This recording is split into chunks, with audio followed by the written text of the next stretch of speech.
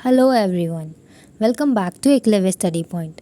तो आज हम क्लास 10th की हिंदी बुक है हमारी क्षितिज, जिसका चैप्टर 1 सूरदास के पद की व्याख्या को देखने जा रहे हैं। तो चलिए शुरू करते हैं। सबसे पहले आज हम देखेंगे कवि का परिचय। तो जैसा कि मैंने पहले बताया कि इस अध्याय के जो कवि हैं वो है सूरदास जी, जिनका जन्म जो है 1478 में माना जाता है ऐसा। और एक मान्यता के अनुसार जो उनका जन्म है वो मथुरा के निकट एक रुनकता या रेणुका क्षेत्र है, वहाँ पे हुआ था। यह एक मान्यता है। और जो दूसरी मान्यता है उसके अनुसार जो उनका जन्म है वो दिल्ली के ही पास किसी सीही जगह है, वहाँ पे माना जाता है। क्योंकि उनका जन्म जो है 1478 में हुआ था, इसलिए कई मान्यताएं हैं कि उनका जन्म यहाँ हुआ था, वहाँ हुआ था। ठीक है, तो इसीलिए यहाँ पे दो मान्यताएं हैं जो बताती हैं कि उनका जन्म कहाँ पर हुआ था। और जो महाप्रभु वल्लभाचार्य जी हैं उनके शिष्य थे सूरदास जी। ठीक है, जो कि सूरदास जी हैं वो जो अष्टछाप के जो कवि होते हैं उनमें सर्वाधिक प्रसिद्ध थे। ठीक है, और जो वे मथुरा और वृंदावन जो है उसके बीच में ना गौ घाट पर रहते थे और श्रीनाथ जी के मंदिर में भजन कीर्तन करा करते थे। और जो सूरदास जी हैं उनका जो निधन है वो 1583 में पारसौली में हुआ था। ठीक है, तो हमारा जो सबसे पहली पंक्तियाँ हैं आज की हमारी कि ऊदो तुम तो अति भड़भागी, अपरस रहत स्नेह लगा है, नाहिन मन अनुरागी, पुरैन पात रहत जल भीतर, तारस देह न दागी, ज्यों जल माहे तेल की गगरी, बूंद न ताको लागी, प्रीत नदी में 5 न बोरे, दृष्टि न रूपी पराग, सूरदास अबला हम भोरी, गुर चाती जो पागी। तो इन पंक्तियों में गोपियाँ ना उद्धव पर व्यंग करती हैं और कहती हैं कि जो उद्धव है ना वो बहुत ही भाग्यशाली है। क्योंकि जो उद्धव है वो कृष्ण के पास रहते हैं और उनके बाद भी उनका जो प्रेम है, उनका स्नेह है, उससे वो दूर है, वो उससे व्यथित हैं। और तो फिर आगे गोपियाँ कहती हैं कि उद्धव की तुलना वो कमल से करती हैं कि कमल के उस पत्ते के समान हो जो कि जल में तो रहता है परंतु जल में डूबता नहीं है, उससे डूबने से हमेशा बचा रहता है। और फिर आगे कहती हैं कि जिस प्रकार तेल की गगरी को अगर जल में भिगोने पर भी उस पर जल की एक बूंद भी नहीं ठहर पाती है, ठीक उसी प्रकार जो उद्धव है वो भी श्री कृष्ण रूपी प्रेम की नदी के पास रहते हैं और उसके बाद भी उसमें स्नान करने की बात तो दूर, वो तो श्री कृष्ण के प्रेम की एक छींट भी नहीं पड़ी है उन पर, जबकि वो उद्धव कृष्ण के इतने पास ही रहते हैं। और फिर तुमने कभी प्रीत रूपी नदी में पैर नहीं डुबोए हैं, तुम बहुत ही विद्याचन हो, इसीलिए कृष्ण के प्रेम में नहीं रंगे हो, परंतु हम तो भोली भाली गोपियाँ हैं, इसलिए हम उनके प्रति जो ठीक उस तरह आकर्षित है जैसे कि चींटियाँ नहीं होती जो कि गुड़ के प्रति आकर्षित होती हैं, गुड़ में बिल्कुल लिपट जाती हैं, उसी प्रकार जो गोपियाँ हैं वो कृष्ण के तरफ आकर्षित हैं और जो है वो उनके प्रेम में लीन हैं गोपियाँ। और उद्धव उनके पास में रहते हुए भी उनसे दूर हैं, उनके ऊपर उनके प्रेम की एक छींट तक नहीं पड़ी है। और फिर जो सेकंड पंक्तियाँ हमारी वो है, मन की मन ही मांझ रही, कहिए जय कौन पाई उड़ू, नहीं पड़ती कहीं, शरीर मन के बीज सही, आने की काल व्यर्थ आशा, अब इन जोंगिंग संदेशों को सुनकर बिरहिनी बिराह दगही, चाहते हैं गुहारी जीते हैं उर्दस धरी वही, सूरदास अब धीर धरी हैं क्यों मर्यादा नहीं। तो ये जो पंक्तियां हैं इनमें गोपियां उद्धव से कहती हैं, उनकी मन की बात मन में ही रह गई कि जो कृष्ण हैं उनसे वो बहुत कुछ कहना चाहती थी, परंतु जो अब वो नहीं कह पाएंगी क्योंकि वो उद्धव को अपने संदेश देने का उचित पात्र नहीं समझती हैं। वो नहीं समझती हैं कि वो उद्धव को उचित पात्र नहीं समझती हैं कि वो अपना संदेश जो है उसके द्वारा श्री कृष्ण के पास पहुंचा सके, इस वजह से वो अब कुछ नहीं कह पाएंगी। और फिर वो कहती हैं कि उन्हें बातें जो हैं सिर्फ श्री कृष्ण से कहनी है और किसी और को कहकर वह संदेश नहीं भेज सकती हैं। गोपियाँ यहाँ पे ये कहती हैं। और फिर वे आगे कहती हैं कि इतने समय से कृष्ण के लौट कर आने की वो आशा कर रहे थे कि अब आएंगे, पर फिर जो जब आधार मान वो इस बात को ना आधार मान लेती हैं और तन मन हर प्रकार से ना विरह की इस व्यथा को सह रही थी। वो कि कोई कभी ना कभी तो कृष्ण लौट कर आएंगे, यह सोच कर ना वो आएंगे, है ना। फिर यह सोचकर कि ये आएंगे तो हमारे सारे दुख को, जितनी भी व्यथा वो सह रही हैं, तो जब वो कृष्ण आएंगे तो सारे दुख को वो हर लेंगे, सारे दुख को वो दूर कर देंगे। तो यह सोचकर, यह समझकर वो इस व्यथा को, विरह की व्यथा को सह रही थी गोपियाँ।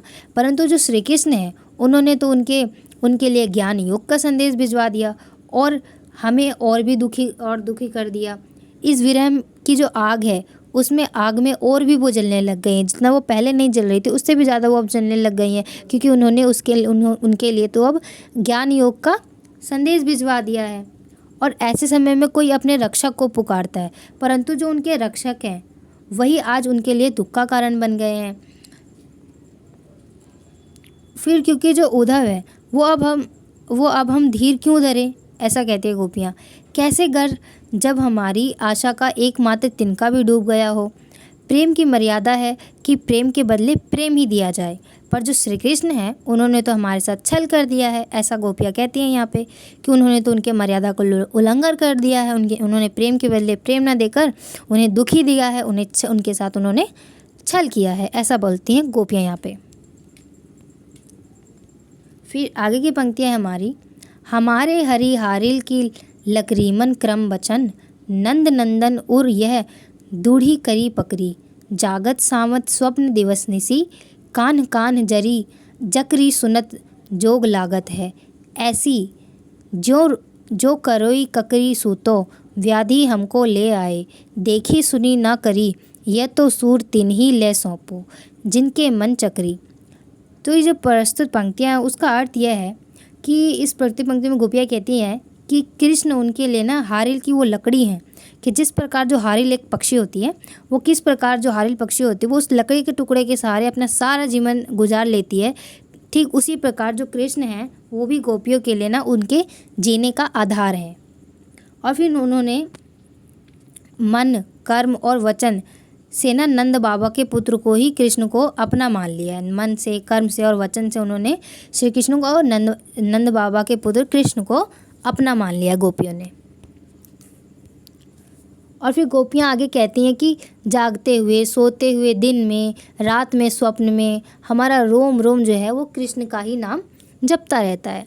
और जो उन्हें उद्धव है उसका संदेश जो है वो कड़वी ककड़ी के समान लगता है कि हमें कृष्ण के प्रेम का ना रोग लग चुका है। अब हम आपके कहने पर योग का रोग नहीं लगा सकती, क्योंकि योग का जो रोम है वो नहीं लगा सकती है, क्योंकि हमने तो इसके बारे में ना कभी सुना है, ना कभी देखा है और ना ही इसे कभी भोगा है। इसीलिए आप जो ये योग संदेश लेकर आए ना, वह उन्हें जाकर सौंपिए जिनका मन चंचल है, क्योंकि हमारा मन तो पहले से कहीं और लग चुका है।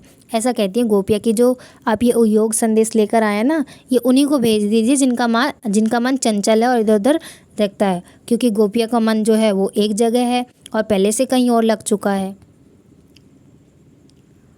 फिर नेक्स्ट पंक्तियाँ हमारी, हरि है राजनीति पड़ी आए, समुझी बात कहत मधुर के, समाचार सब पाए, एक अति चतुर होते पहले ही, अब गुरु ग्रंथ पढ़े आए, बड़ी बुद्धि जानी जो उनकी जोग संदेश पढ़ाए, क्यों अनीति करे आमुन जे और अनीति छुड़ाए, ऊधो भरे लोग आगे के परहित डोलत धाएं, अब अपने मन फेर पाइए, चलत जू हुते चुराए, राज धर्म तो यह सुर जो प्रजा न जान ही सताए। तो ये जो प्रस्तुत पंक्तियाँ हैं इसमें गोपियाँ कहती हैं कि जो श्री कृष्ण हैं उन्होंने ना राजनीति पढ़ ली है। गोपियाँ बात करती हैं वही व्यंग करती हुई कहती हैं कि वो तो पहले से ही बहुत चालाक थे और अब तो और उन्होंने ग्रंथ पढ़ लिया है, जिससे उनकी जो बुद्धि है वो और भी बढ़ गई है। तभी तो जो श्री कृष्ण है उन्होंने गोपियों के बारे में सब कुछ जानते हैं वो। फिर भी उसके बावजूद उन्होंने उद्धव से योग संदेश भिजवा दिया गोपियों के लिए। फिर जो उद्धव जी है उसका इसमें कोई दोष नहीं है, क्योंकि उद्धव जो है वो भले लोग हैं और दूसरों के कल्याण के लिए काम करते हैं और आनंद का अनुभव करते हैं।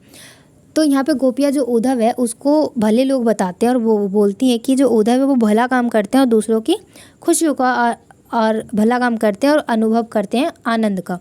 यहाँ पे उद्धव का कोई गलती नहीं है, श्री कृष्ण की ही बुद्धि बढ़ गई है अब वो, और उन्होंने ग्रंथ पढ़ लिया, ऐसा गोपियाँ कहती हैं। फिर जो गोपियाँ हैं वो उद्धव से कहती हैं कि आप जाकर कहिएगा कि यहाँ से मथुरा जाते वक्त जब श्री कृष्ण ने हमारा जब मन ही अपने साथ ले गए थे उसे वे वापस कर दें। तो गोपियाँ जो हैं वो कहती हैं कि जब वो श्री कृष्ण जो हैं वो मथुरा जा रहे थे तो उनके जब मन को वो लेके चले गए थे ना, उनको वो वापस कर दें।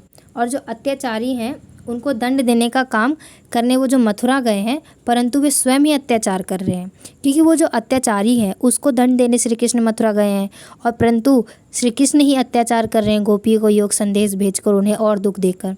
ठीक है, तो आप उनसे कहिएगा कि एक राजा का हमेशा होना चाहिए कि वो उसकी प्रजा का ख्याल रखे, उसकी प्रजा के हित का ख्याल रखे, उन्हें किसी प्रकार का कष्ट ना हो, कष्ट नहीं पहुंचने दे, यही जो है वो राजधर्म होता है, ऐसा गोपियाँ कहती हैं यहाँ पे। ठीक है, तो फिर इस प्रकार जो गोपियाँ वो कहती हैं कि आप जो संदेश लाए हैं ये उसी को दीजिए जिसका मन चंचल है, और क्योंकि एक जो राजा होता है उसका यही होता है कि उसके प्रजा का हित का ख्याल रखे, ध्यान रखे सारी बातों का, है ना। तो ऐसा बोलती हैं गोपियाँ यहाँ पे। तो यही इसी के साथ हमारा अध्याय ख़त्म हो जाता है। और अगर आपको कोई चीज़ समझ में ना आई हो किसी भी पंक्ति में या कोई भी डाउट हो तो do right in the comment section, and if you like the video so don't forget to like, share and subscribe. Thanks for watching.